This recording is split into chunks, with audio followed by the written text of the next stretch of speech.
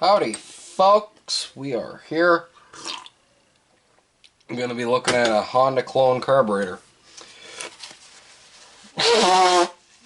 These carburetors, you find these on multiple different styles of 212, 301, somewhere in that range of the Honda clones. Doesn't really matter whether you got a Predator or one of the Generacs or what have you. These carburetors are on a lot of different things.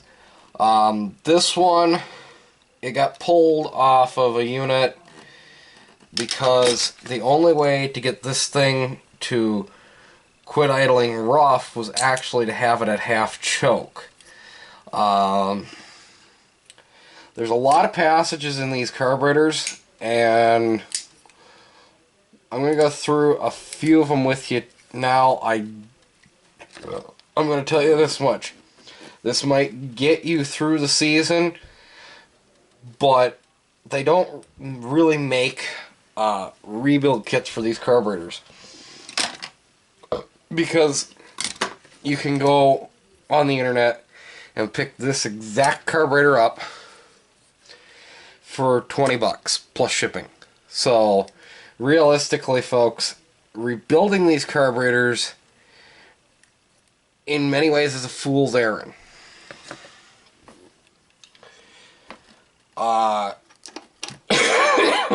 So keep that in mind as we go through this carburetor. Now, because this is a Honda clone, everything is in metric. It'd be helpful, of course, if you got the right wrench.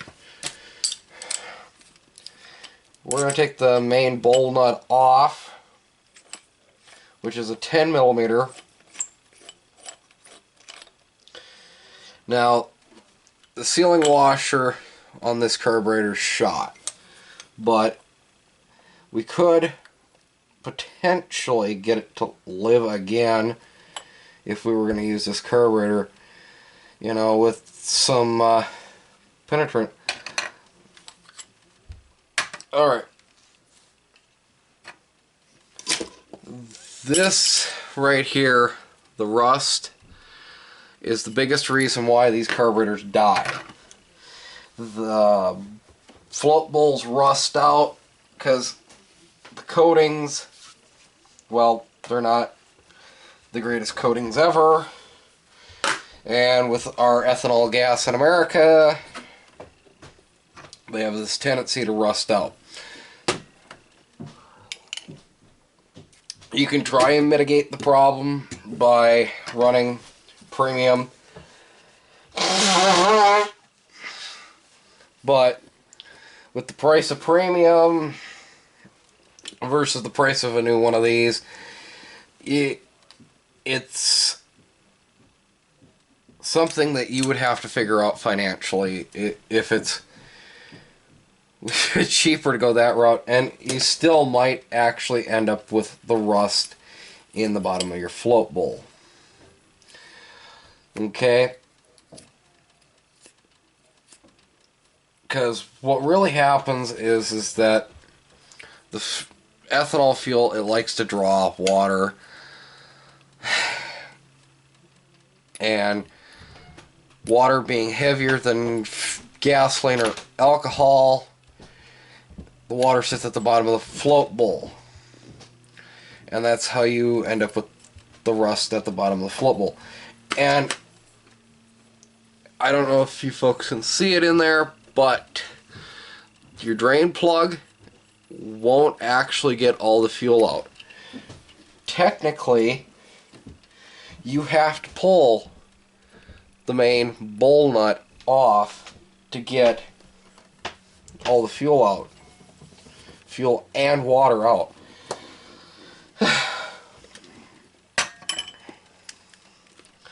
Now, where's the curb tool? Okay, then we're going to push this out. This should be free. Okay? If your float does not open and close free, well, that might be your starting issues, your starvation issues, your issues with anything to do with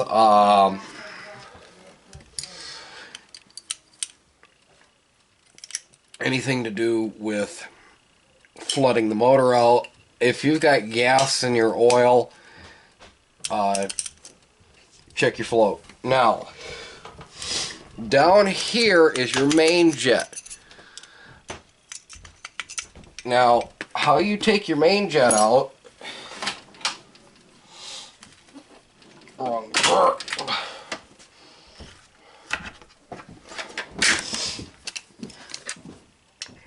Stick yourself a nice flathead standard flathead screwdriver in there.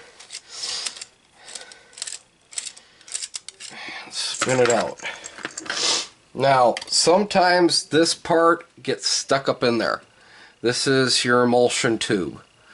What this does is it aerates and atomizes the fuel. If this gets clogged up, it's not going to atomize the fuel. You're going to end up with chugging problems. You're going to end up with problems where it could flood out because it's going to draw a lot harder on the main jet than it should.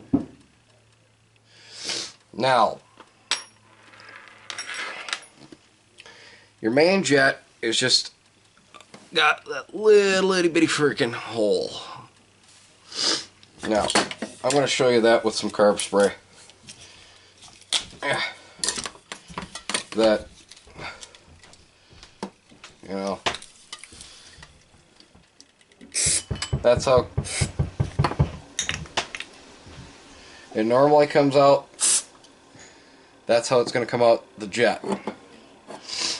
And what the emulsion tube does is really atomizes that fuel, because you got to realize that this is not pushing fuel through the main jet, it is drawing fuel through the main jet. So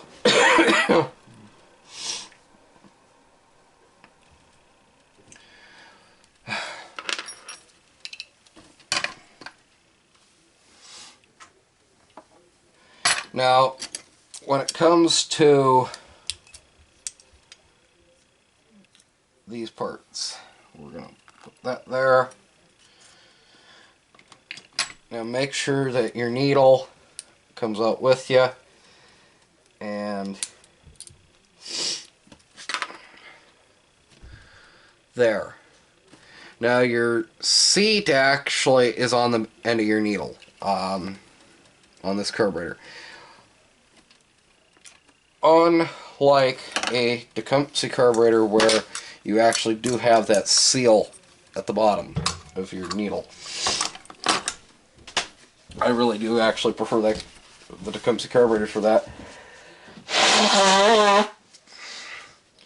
because you're not wearing much out in the carburetor itself. And these, yeah,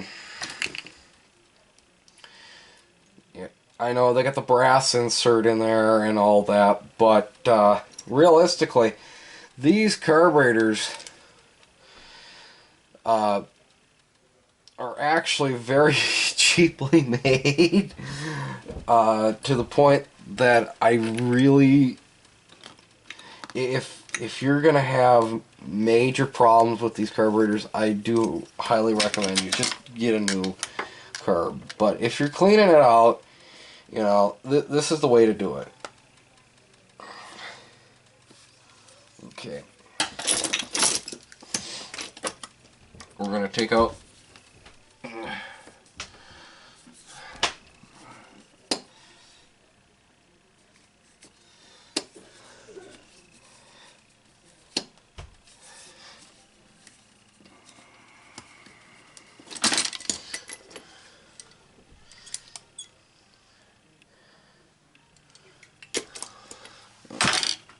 Here's the next size down. That fit it a lot better. Yeah, it does actually.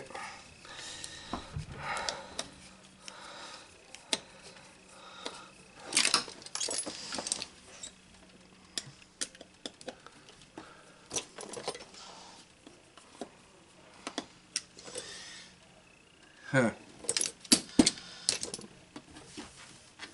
These things are gonna be buggers.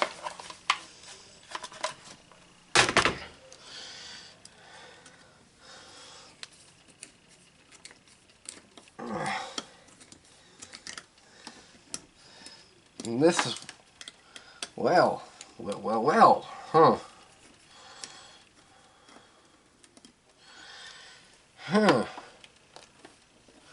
Are we going to be able to take the choke out?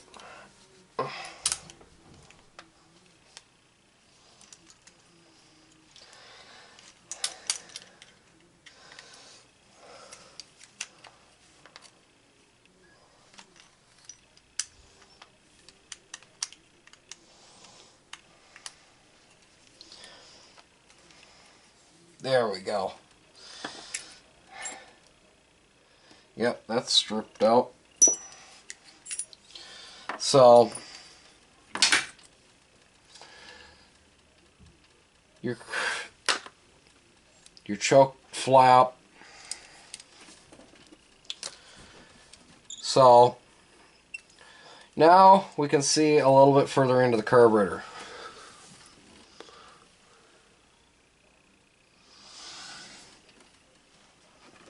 Now I'm actually going to stick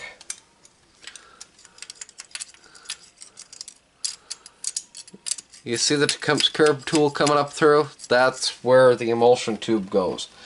So, yeah.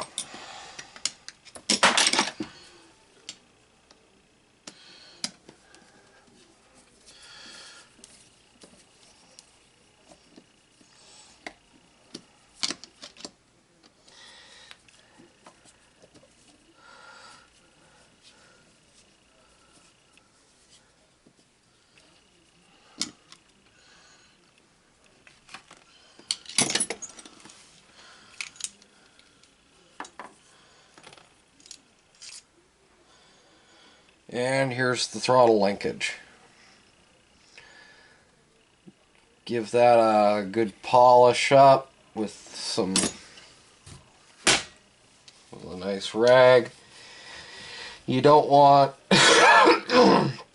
this throttle sticking at all, so because that means that your governor is just going to go because it's going to pull harder on it. Then when it does break free, it's going to frickin' end up drawing it back down way too far. So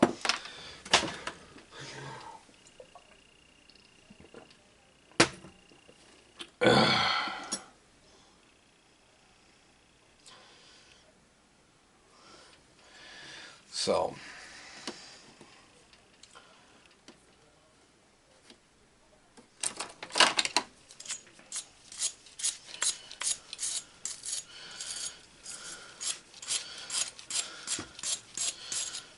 and get the rust off as best as you can. Ironically, I've got this dipped in just some white distilled vinegar, and the rust is coming off beautifully, as you can see. You don't always have to run harsh carb sprays and the like to get things cleaned up. Realistically, folks, I try and start with a lighter duty chemical cleaner before going with the heavy duty stuff, but there are times that you just need to go with the big boys. And you know, our channel sponsor, Super Clean, been using the product now for a while. I really do like it, and if you're gonna use that stuff though on a carburetor like this, make sure that you really rinse it out, because it's some harsh stuff on the aluminum parts of a carburetor. So yeah, got that nice and clean.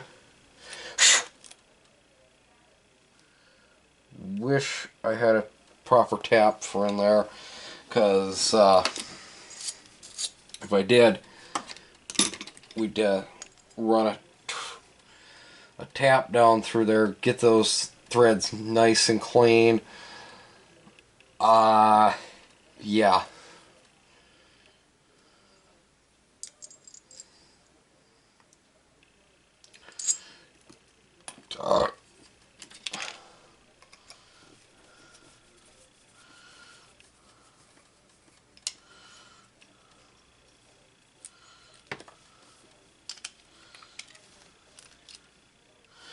Now, this is your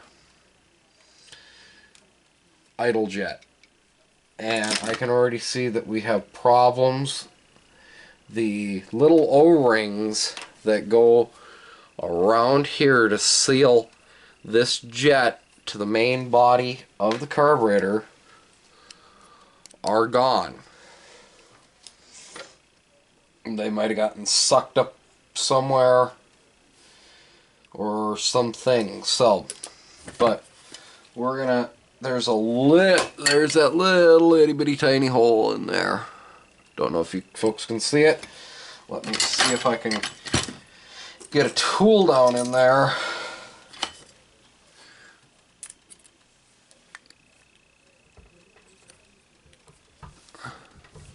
I'm gonna pull the tool out, and there we go. So I'm just gonna shoot some stuff through there.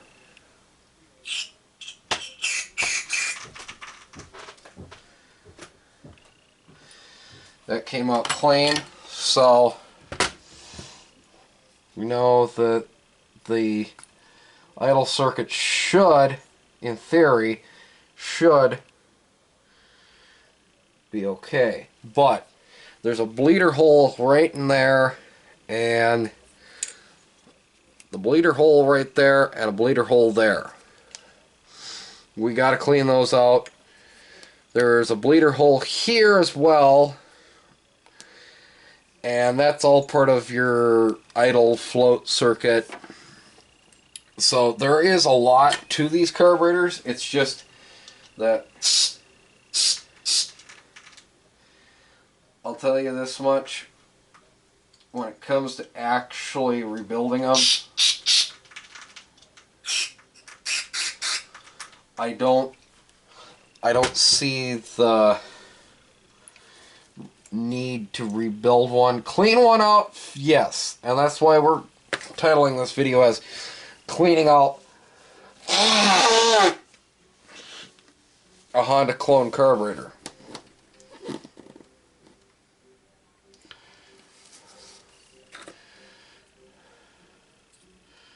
So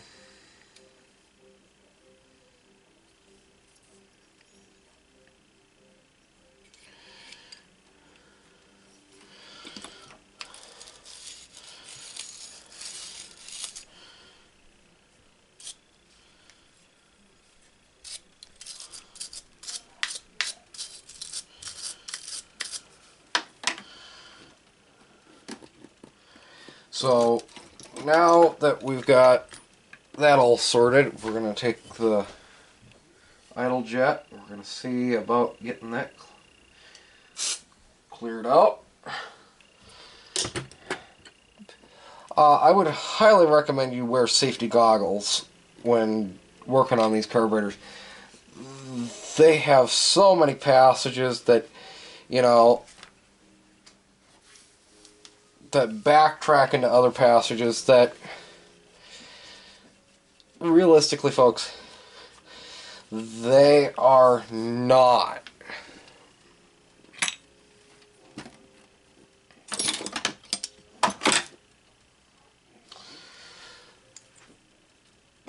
they are not a thing to just be trifling with. Now, I'm going to put some lubricant into the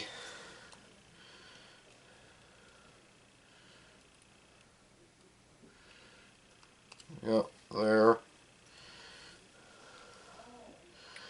because realistically, if the shafts don't move,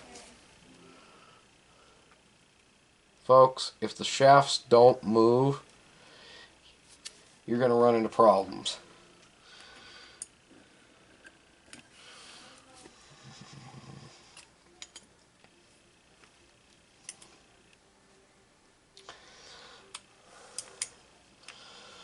Fine. Oh yeah, that, all you really should feel, folks, when you're doing this, when you're playing with the choke, all you should really feel is this spring pushing against it.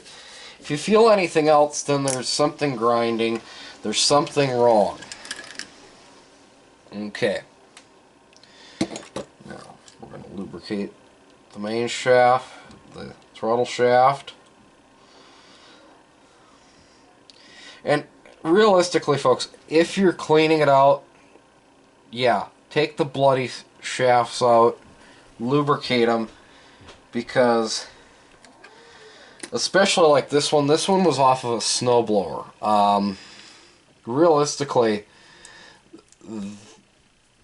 water and condensation get in there, and what happens is that when you shut the snowblower off, well, you've essentially got no heat anymore. So what you want to do is you want to make sure that there is no water or condensation that gets in and makes this inoperable. So we're going to start putting the carb together now.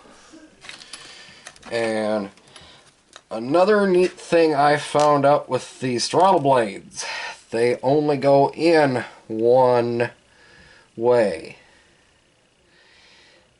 And I don't know if you folks can see it, but there is that little taper there. And that little taper there. Now, remember, you want the taper like that.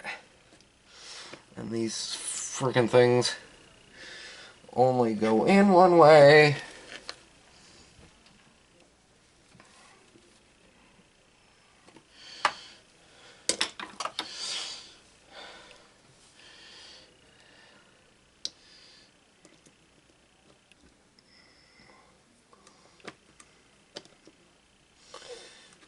And try and keep the throttle closed. You're not going to get it to stay closed, especially once you get throttle shaft in.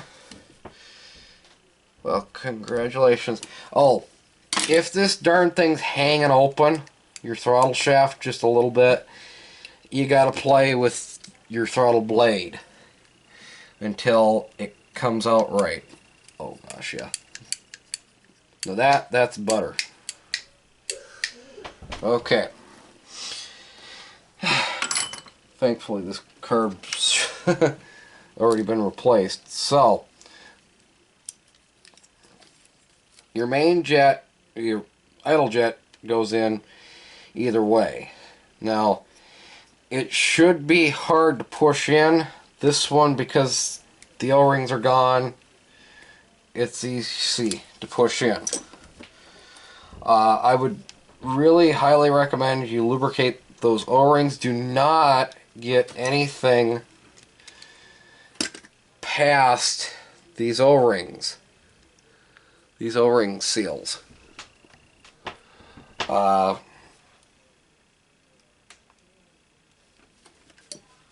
So, yeah.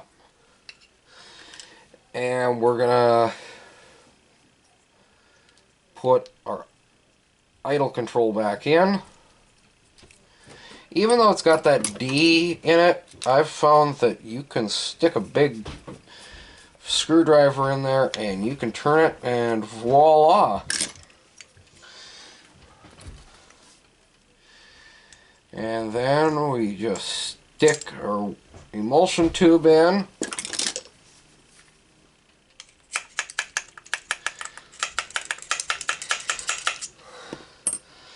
Tap it down, make sure it seats, and then we get our our main jet in. And you don't want to crank this thing down, but you don't want to not leave it tight. Not tight. So we've got almost everything cleaned up. I would get yourself a cup of water. Make sure this floats. If it doesn't, well, your float's shot. Because it's supposed to float like a buoy. So, and I put the darn thing in upside down. Now, the way I do it is I got fingernails, so I can do it. But I pull the spring back, and then I stick it in. Now, there we go.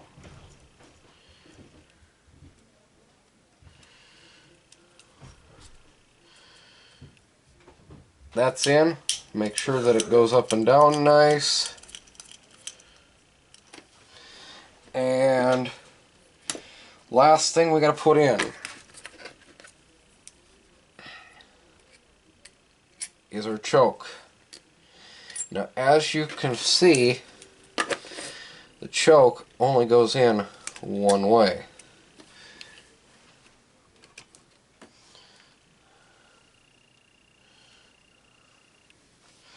So, there we go. And there we go. We got one screw in. And we're going to get the other one in, even though it's completely gone.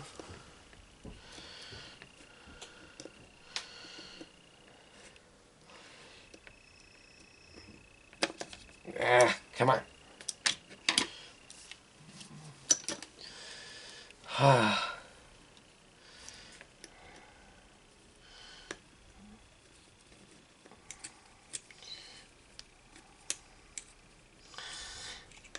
If the wife asks, this is why you need multiple tools.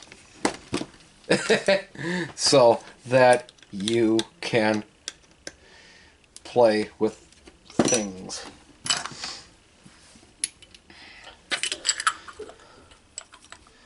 Tell her to get you something for Christmas that's actually Motorhead related. She'll spend 3 days trying to figure it out. Bull back on. Ta-da! Make sure your shafts move nice.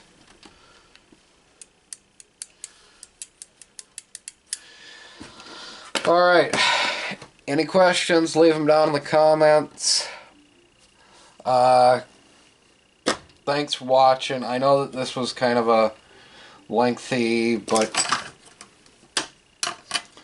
fruitless video in some ways, but for those of you that need to know how to clean one of these out, they are relatively easy to clean out. It's just you gotta watch these passages, because if you're gonna force, carb spray through it, you gotta watch these passages. I highly recommend when you're working on one of these, wear safety glasses, because of where the passages all end up, okay? So, thanks for watching. We'll see you on the next one.